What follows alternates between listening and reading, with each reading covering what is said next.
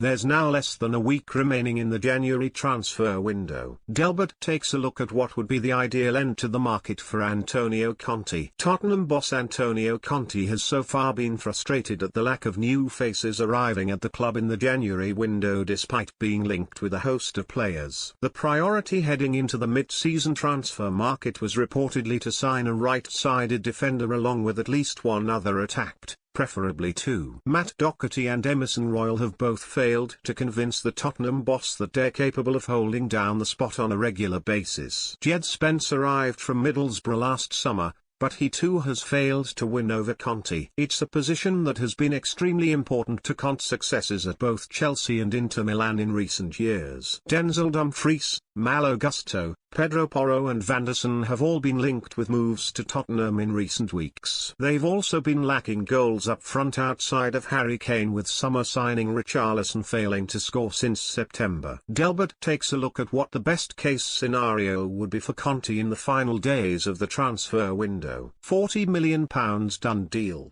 Fullbacks used to be available as cheap options in the market, but things have changed in recent seasons with their prices skyrocketing. The likes of Trent Alexander-Arnold, Reece James, Achraf Hakimi and Joao Cancelo have changed the way fullbacks are seen, with their value now being reflected in the market. It's proving to be a sticking point for Tottenham though in their search for a right-sided defender. Sporting Lisbon star Porro appears to be the top target, but the Portuguese side are refusing to budge on their £40 million valuation. An offer of £32.5 million has been rejected by Sporting, but they seem willing to continue negotiations. Conte will want the deal done before the January window closes, and it looks as though Tottenham will have to work out a way to pay the full £40 million asking price. Richarlison replacement.